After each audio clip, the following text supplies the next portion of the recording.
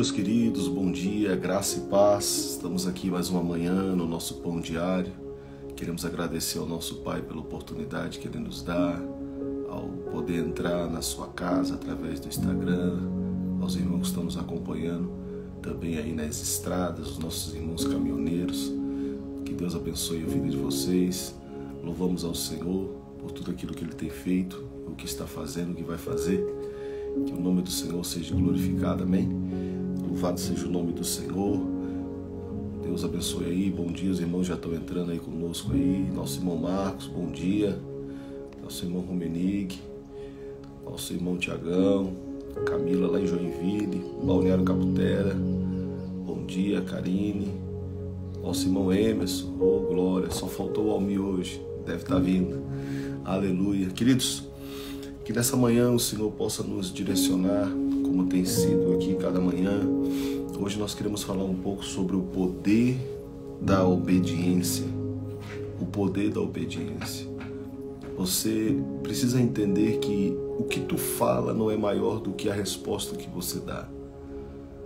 Você às vezes pode estar vivendo um tempo onde você diz que crê no Senhor, mas se você diz que crê, você precisa se submeter à sua vontade. Então quero começar nessa manhã aqui no livro de Mateus,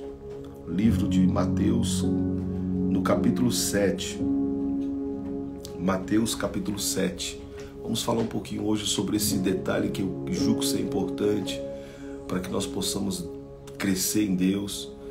Ou seja, nós precisamos nos submeter àquilo que Deus está nos falando, àquilo que Deus está nos pedindo. Não basta nós falarmos, usarmos os nossos lábios para declarar aquilo que nós não estamos dispostos a obedecer para poder viver. Isso é muito importante na nossa caminhada com Deus. Conhecer a Deus é estar se expondo a uma verdade a qual eu escolho me submeter a ela. Amém? Mateus capítulo 7, versículo 21. Diz assim: nem todo que me diz Senhor, Senhor, esse entrará no reino dos céus, mas aquele que faz a vontade do meu Pai que está nos céus. Uau, vou repetir. Nem todo aquele que diz Senhor, Senhor, esse vai entrar no reino dos céus. Esse entrar no reino dos céus está falando de dois pontos que eu julgo ser importante nós entendermos. Primeiro, a eternidade. E segundo, a palavra também reino, ela significa governo. Nem todo aquele que diz Senhor, Senhor, primeiramente vai alcançar a eternidade. Segundo, nem todo aquele que diz Senhor, Senhor entrará debaixo do governo de Deus, a não ser que se submeta à sua vontade. Ou seja, a resposta que você dá, aquilo que você está ouvindo da parte do Senhor, é mais importante do que aquilo que você declara com teus lábios. É por isso que é importante você entender que o evangelho que é removido da cruz dele, o evangelho é onde não existe cruz, o evangelho é onde sutilmente nós vamos usando as escrituras e moldando as escrituras para o meu benefício próprio, se torna um evangelho não genuíno. O evangelho genuíno é o evangelho que também fala de cruz, que me dá uma oportunidade de eu poder fazer a minha escolha. Deuteronômio, o Senhor dizia lá na lei: hoje eu te proponho a bênção e a maldição, o que tu vai escolher? Então, nós sempre vamos ter dois caminhos na nossa frente, só que precisamos identificar o verdadeiro caminho. Jesus disse: eu sou o caminho. Então nós precisamos entender que Ele é muito mais do que uma mensagem. Ele é uma realidade, Ele é uma pessoa. Tanto é que quando a Bíblia vai nos falar aqui, se você puder anotar comigo aí, o livro de João, capítulo 5. João, capítulo 5. Esse texto aqui ele é muito, muito interessante, que nos ajuda a entender algumas coisas. João, capítulo 5, versículo 37. E o Pai que me enviou, Ele mesmo testifica de mim. Olha o que Jesus vai dizer. Vocês, ou vós, nunca ouviram a sua voz, nem viram o seu parecer. Ou seja, quando Jesus está falando aqui, está falando para os mestres da lei, para homens que carregavam as escrituras, a Torá, ensinava a outras pessoas. E o Senhor Jesus, quando vem até eles começam a questionar a filiação de Jesus. E quando eles começam a questionar sobre a identidade de Jesus, Jesus diz assim: vocês nunca ouviram a sua voz.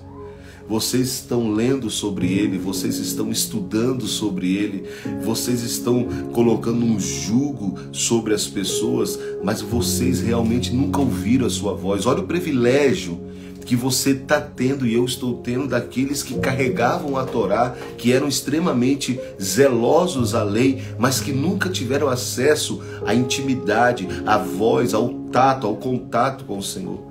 Não abra mão disso, querido. Deus deseja falar com você, Deus deseja tocar você. Então Jesus está aqui, não está num diálogo com qualquer um. É como se ele tivesse nessa geração tendo um diálogo com os apóstolos, os mestres, os pastores que perderam a comunhão, que estão aí somente pregando o evangelho, e Jesus vindo para eles dizendo assim: mas vocês nunca ouviram a minha voz. Vocês estão ensinando uma letra, mas vocês nunca ouviram a minha voz. Vocês não sabem quem eu sou. Vocês estão estudando sobre mim, mas vocês não querem me conhecer. Como assim, pastor? Se eu ler sobre ele, eu não vou conhecer ele. Não, você vai conhecê-lo na intimidade. Você nunca vai conhecer alguém sabendo da história de alguém. Você vai conhecer alguém sentando com aquela pessoa, caminhando com aquela pessoa, comendo com aquela pessoa. Aí sim você vai poder conhecer, sabe o que? O coração daquela pessoa. Porque muitas das vezes a gente pode julgar pessoas por aquilo que falam, por aquilo que dizem, mas quando você senta com as pessoas, quando você tem um tempo de comunhão com aquela pessoa, quando o tempo vai passando e você vai se aprofundando numa intimidade, num relacionamento mais profundo, você vai perceber que aquela pessoa não é o que tu achava que era. É uma pessoa que talvez, poxa, fizeram tanto julgamento em relação a ela, mas eu vejo que essa pessoa não é isso. Por quê? Porque é uma pessoa que quando você começa a conhecê-la, você vai acessar o coração da pessoa. E é isso que Jesus está dizendo. Olha, vocês mestres, escribas, fariseus, vocês estão aí examinando as escrituras, mas vocês nunca ouviram a minha voz. Isso é muito forte, irmão. Isso é muito forte, porque ele não está falando isso para qualquer um. Ele está falando com aqueles que estavam encarregados no templo de poder estar anunciando a Cristo, de poder estar falando da lei, de ensinando o povo. Aí no versículo 30, vou pegar o 37 para a gente ler de novo o contexto. E o Pai que me enviou, ele mesmo testificou de mim. Vocês nunca ouviram a sua voz, nem viram o seu parecer. E a sua palavra, ela não permanece em vós, porque naquele que ele enviou, vocês não crede. Ou seja, ele está dizendo o seguinte: vocês estão lendo, vocês estão ensinando, mas a palavra que vocês estão ensinando, ela não permanece em vocês. Ou seja, ela não tem poder de transformar vocês. Meu Deus, porque vocês estão negando quem? O Cristo, aquele que vocês estão falando sobre ele. Eu estou falando nessa manhã sobre um ponto muito interessante. Jesus disse: nem todo aquele que diz Senhor, Senhor entrará no reino dos céus, mas sim aquele que faz a minha vontade, a sua vontade. Ou seja, o que eu falo com a boca não é maior do que o nível de obediência que eu entrego. Você pode dizer que crê em Deus, mas vai ter momento que você vai estar inserido em situações que você vai precisar dar uma resposta. E é nessas horas que parece que as luzes se apagam e você diz: Deus, o que eu faço? Você já sabe o que tem que fazer. Talvez alguém aqui nessa manhã já está nesse lugar. Você já sabe o que precisa fazer. Você não precisa mais de uma confirmação. Você precisa se submeter. Você precisa obedecer. Você precisa entender que o que vai definir as decisões da tua vida é o nível de amor e de paixão que você tem pelo Senhor. O que vai determinar o quanto você vai estar rendido a Deus é o quanto você está apaixonado por Ele. Porque já não se trata de uma lei. É por isso que eu entendo nesse tempo que Deus se move pela lei do amor. Ou seja, Deus fala com você, mas Ele espera que você obedeça em amor. Ele espera que você entenda que você já não vive mais para você mesmo. Ele espera que você entenda que se foi você que tomou uma decisão de andar com Ele. E Deus não te chamou te enganando, Deus te chamou falando a verdade. Deus não vai te atrair te dando coisas, Deus vai te atrair falando a verdade, mostrando como está teu coração e como você depende dele, porque talvez se você fosse capaz de mudar, você já teria mudado a tua vida, você já teria sido transformado. O fato de você não ter sido transformado ainda é simplesmente pelo fato de você ainda não ter conhecido esse amor e ter se rendido a ele. Mas na medida que eu vou me rendendo ao amor de Deus, que eu vou me submetendo ao que Deus vai falando dentro de mim, A transformação ela vai acontecendo gradativamente, dia por dia, de dentro para fora, de dentro para fora. Tem alguém aí, gente? Glória a Deus. Louvado seja o nome do Senhor. Aleluia. Continuamos aqui. E aí quando chega no versículo 38, ele diz: e a sua palavra ela não permanece em vocês, porque naquele que ele enviou vocês não crede. Aí ele vai entrar no 39, que é o texto maravilhoso. Vocês estão examinando as Escrituras, porque vocês cuidam ter nela a vida eterna, e são elas que testificam de mim. Versículo 40. Mas não querem vir a mim para ter vida. Gente, esse texto aqui é muito libertador. Vocês estão examinando, ele está falando para os escribas, para os mestres da lei. Se fosse para essa nossa geração, seria talvez para os pastores, para os mestres, para os homens que carregam as Escrituras, que têm a revelação da palavra. Ele diz assim, ó: vocês estão examinando as Escrituras, vocês estão mergulhando, mas vocês não querem vir a mim para ter vida. Veja como isso é profundo, gente. Veja como é possível você mergulhar dentro da Bíblia, você ler a Bíblia e mesmo assim você não parar um pouco para mergulhar no coração do teu Pai. Eu sempre costumo dizer que a Bíblia é a verdade que nos aponta onde Ele está. E quando você encontra Ele, aquilo tudo que você leu passa a se tornar uma realidade dentro de você. Mas há pessoas que infelizmente por enquanto ainda estão provando somente da letra. Estão se apaixonando sim pelas Escrituras, mas muito mais do que se apaixonar pela Escritura, você precisa se apaixonar pela vida que tem as Escrituras. E essa vida é Cristo. É por isso que nós estamos sendo chamados nesses dias para mergulhar no coração de Deus, para nos aprofundar no coração do Senhor. Porque é impossível você mergulhar no coração de Deus e não ver as mazelas que estão na tua vida. É como se você estivesse fazendo um trabalho, lixando uma madeira, se assim podemos dizer, e de repente você tá trabalhando aquela madeira num lugar que não tem muita luz. Mas quando a luz ela acende com mais clareza, você vê as imperfeições. Nós que temos aqui bastante pessoas, nosso irmão Tiago, que trabalha com restauração de carro, ele deve entender bem mais do que nós sobre isso, sobre o poder da luz, o poder da iluminação, o poder do toque, o poder de entender que quando a luz ela está ali forte, dá para a gente conseguir enxergar. Cristo é a luz e quando eu me aproximo dele, as minhas imperfeições, elas aparecem para mim. Nós talvez somos muito bons em ver as imperfeições na vida do nosso irmão, mas não na nossa vida.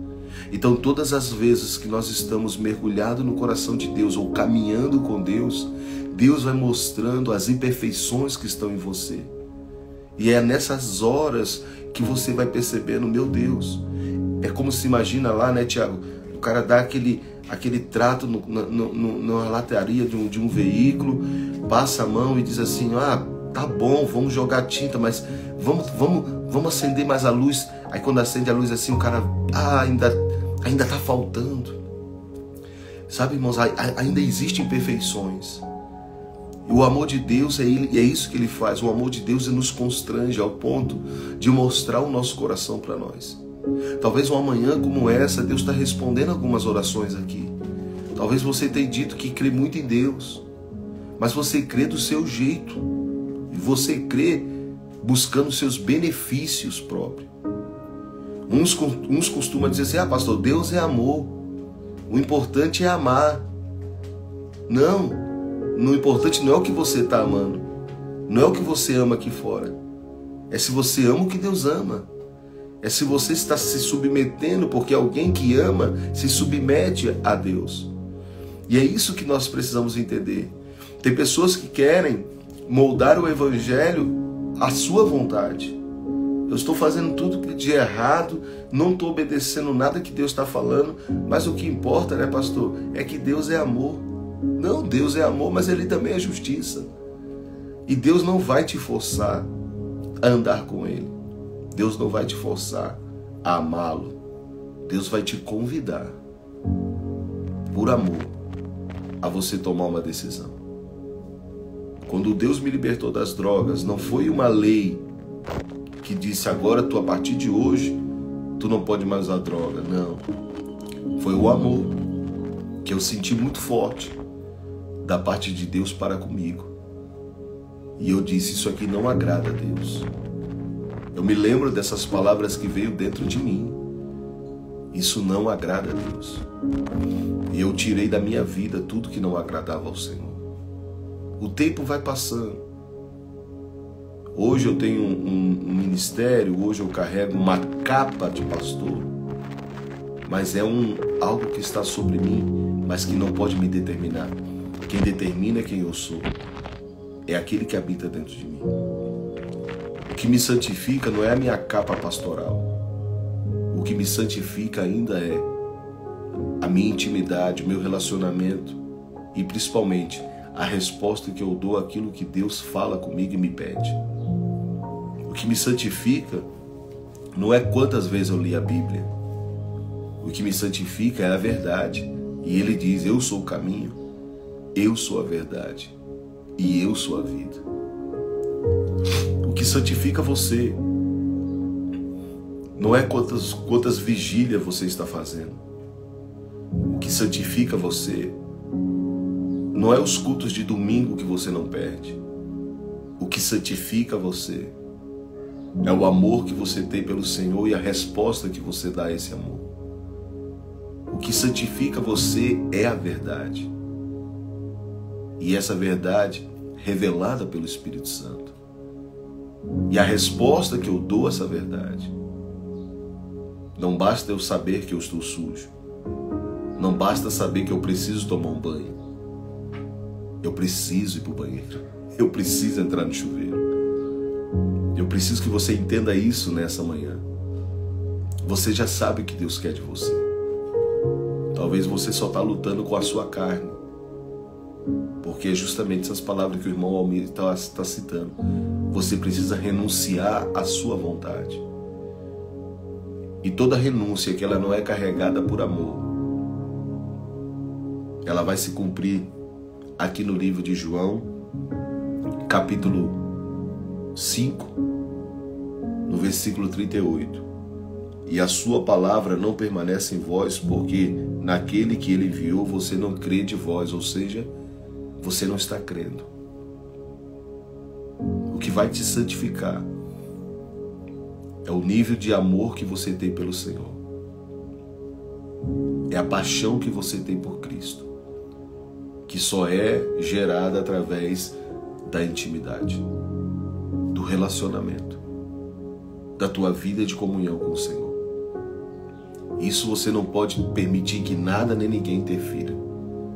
Você deve desenvolver uma intimidade pessoal, única, somente entre você e Deus. Você deve ter seu tempo, você deve ter o seu momento. E o seu momento não deve ser igual ao momento do teu pastor.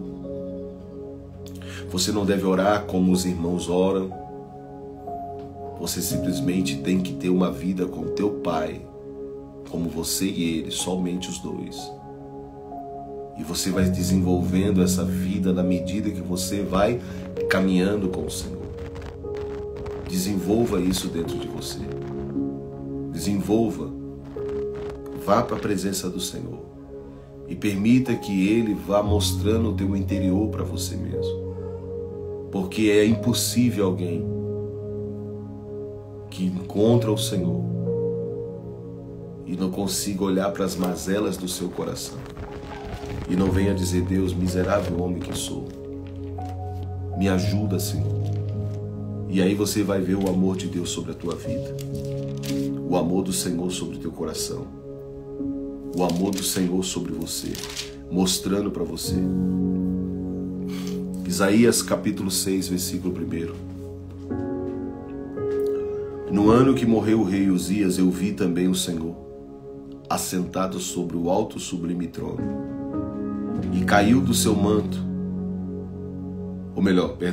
e a cauda do seu manto enchia o templo. 2. Serafins estavam por cima dele, cada um tinha 6 asas, com 2 cobriam o seu rosto, 2 cobriam os seus pés e com 2 voavam. E clamavam uns aos outros, dizendo: Santo, Santo, Santo é o Senhor dos exércitos, toda a terra está cheia da sua glória. E os umbrais das portas se moveram à voz do que clamava, e a casa se encheu de fumaça. Eita glória! 5. Então disse eu: ai de mim, porque estou perdido, porque eu sou um homem de lábios impuros, habito no meio de um povo impuro, lábios, e os meus olhos viram o Senhor dos exércitos. Porém um dos serafins voou para mim, trazendo na sua mão uma brasa viva, tirada do altar com uma tenaz. E com a brasa tocou minha boca e disse: eis que isto tocou os teus lábios, e a tua iniquidade foi tirada, e expiado o teu pecado, perdoado o teu pecado. Quando o profeta Isaías, quando ele contempla, quando ele vê o Senhor, ele vê a sua condição. Toda vez que você está buscando a Deus, Deus não está acusando você, mas as tuas imperfeições, elas vão sendo reveladas para que você possa ter o privilégio de poder tirar isso de você. O que eu entendo é que alguém pode talvez dizer assim: cara, tu tem que mudar, irmã, tu tem que mudar, tu não pode ser assim. Às vezes você olha para pessoas da tua família e diz: pastor, fulano tem que mudar, se ele não mudar não tem jeito. Sim, é verdade. Só que essa mudança não vai acontecer porque você quer. Essa mudança não vai acontecer porque você acha que é o melhor para ela. Essa mudança, ela vai acontecer quando essa pessoa que você sabe que precisa mudar tiver um encontro com o Senhor. Caso contrário, é uma mudança que tem tempo de validade. Mas quando a pessoa tem um encontro com Deus, é Deus que transforma essa pessoa. Isso se aplica para mim e aplica para você. Se nós não conhecemos mais profundamente o Senhor, seremos só meros religiosos que estamos indo domingo nas igrejas, fazendo vigília, orando. Mas quem somos nós no secreto? Se nós não tivermos um encontro verdadeiramente com Deus na nossa vida, no nosso devocional, no nosso dia a dia, nós não seremos transformados. Veremos ou viveremos algo parecido com o Evangelho, porque estamos acessando, convivendo com um meio de pessoas que agora não falam mais palavrão, que dizem glória a Deus, que quando dão uma martelada no dedo já não xinga o palavrão, já diz aleluia, oh glória. Muito bonito, mas isso não vai ter poder de te transformar. O fato de você viver num ambiente religioso não te transforma. O que te transforma justamente é a resposta que você dá a esse amor. Não foi você que escolheu o Senhor, foi Deus que te escolheu. Você só precisa responder, dar resposta a esse amor. Mas é óbvio que isso tem que partir do quê? De uma consciência clara. De alguém que entende que Deus viu teu coração, viu todo o teu sofrimento. Ele veio te acompanhando todo esse tempo que você esteve distante dele. E agora ele vem se revelando para você. E agora ele está se revelando para a tua vida.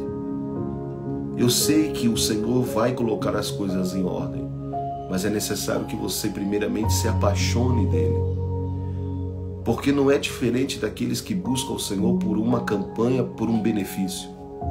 Se eu estou buscando a Deus para Deus restaurar o meu coração, eu estou dizendo: Deus, eu só quero o Senhor para que o Senhor me trate, depois o Senhor me tratar, tudo bem, tá bom, chega. Isso acontece muito com as pessoas. Elas vêm quebradas para a igreja, elas vêm machucadas, o Senhor abraça, o Senhor cura, o Senhor restaura. E quando você olha depois, aquela pessoa parece que ela se fortaleceu, agora ela está bem, e agora ela já se apaixonou por outra coisa nesse mundo e foi embora. E aí lá na frente ela diz assim: ah, mas eu sou muito grato a Deus, porque Deus me curou de uma ferida emocional. E você, onde é que foi parar? Você se apaixonou por aquele que te curou, por aquele que te tocou. Você entendeu que você não pode amar ninguém acima dele, que ele deve ser o teu amor primário. Você lembra de um jovem na Bíblia que tinha muitos bens, era rico. A Bíblia chama ele do jovem rico. E ele vem até Jesus e diz assim: Senhor, o que eu posso fazer para herdar a vida eterna? E aí Jesus olhou para ele e disse: cumpre as leis, cumpre os estatutos, faça tudo o que diz o Senhor. Aí ele disse assim: Senhor, tudo isso eu tenho feito, tenho sido muito perito. Como diz um amigo nosso, tenho sido muito britânico, pontual. Aí o Senhor olhou para ele e disse: mas se tu quiser herdar mesmo o reino dos céus, vende tudo que tu tem e depois vem atrás de mim e me segue.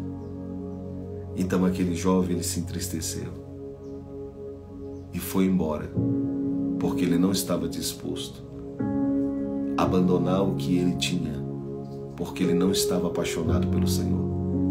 Ele só queria o benefício de viver a vida eterna, sem renunciar àquilo que ele lutou para ter, aquilo que gerava prazer nele, que era a riqueza, que era seu bem-estar. E Jesus não estava dizendo e não está fazendo apologia aqui à pobreza, mas o Senhor sabe onde é que você está preso. O Senhor sabe o que você ama. O Senhor sabe o que você precisa renunciar. E talvez você hoje está aqui e também sabe. Você só precisa colocar Deus em primeiro lugar na tua vida. E eu quero dizer para você que um dos segredos é a renúncia. Mas a cereja da renúncia é se você está renunciando por amor. Porque se você não consegue renunciar por amor, então qual o segredo, pastor, para eu poder ser liberto disso tudo que eu estou vivendo? Se apaixone pelo Senhor. Gaste mais tempo em oração. Peça para o Espírito Santo revelar o coração do teu Pai para você. Porque se você estiver apaixonado, você abre mão de tudo para poder agradar o Senhor. Então tu não será achado entre aqueles que nós lemos em Mateus capítulo 7. Nem todo aquele que me diz Senhor, Senhor entrará no reino dos céus, mas aquele que está disposto a fazer a vontade do meu Pai. Fazer a vontade de Deus está acima de todas as coisas. Mas ainda assim, fazer a vontade de Deus, se não for carregado de amor, não vai ter durabilidade. Então Deus está te chamando para que você obedeça, sim, mas eu ainda continuo crendo que Ele está te chamando para que você se apaixone por Ele. Ame ao Senhor de todo o teu coração. Esse é o primeiro mandamento. Amar o Senhor acima de todas as coisas. Ame o Senhor. Deseje estar com Deus. E as demais coisas vão ser acrescentadas na tua vida. E eu gostaria de deixar essa palavra nessa manhã, para que essa palavra possa produzir em você aquilo que realmente Deus ele tem preparado para ti. O Senhor está te esperando. Eu queria ser levado aos altos céus e contemplar toda a glória que preparada está. Te adoramos, Pai. Para o santo. Te adoramos nessa manhã, Senhor. Eu coloco o coração do meu irmão na tua presença, da minha irmã, Senhor. Andar nas ruas de ouro, conhecer os meus irmãos que por amor um dia vencerão a perseguição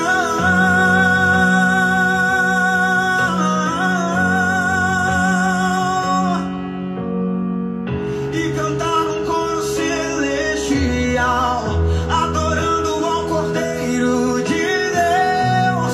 Santo, Santo é o Senhor. Te amo, Senhor. E cantar um coro celestial, adorando ao Cordeiro de Deus. Nós te adoramos, Pai. Santo, Santo é o Senhor.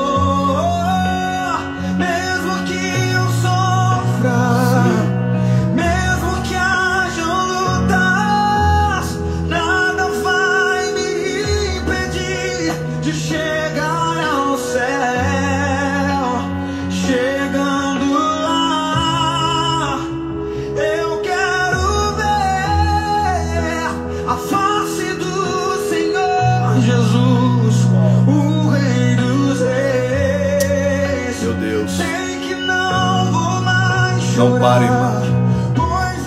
Continue. Deus está vendo a tua lágrima. Deus conhece toda a dor. Não desista. Continue. O Senhor vai te ajudar. Que essa manhã o Senhor cele essa palavra no teu coração. Você foi chamado para o relacionamento, conhecer a Cristo, dar a sua vida para que a vida dele seja conhecida. Que Deus abençoe essa manhã, que esse dia seja um dia de muita visitação da graça do Senhor sobre a tua vida. Que Deus abençoe. Amanhã, às 8 horas, nós estaremos aqui de novo. Deus abençoe. Fique com Deus. Um abraço.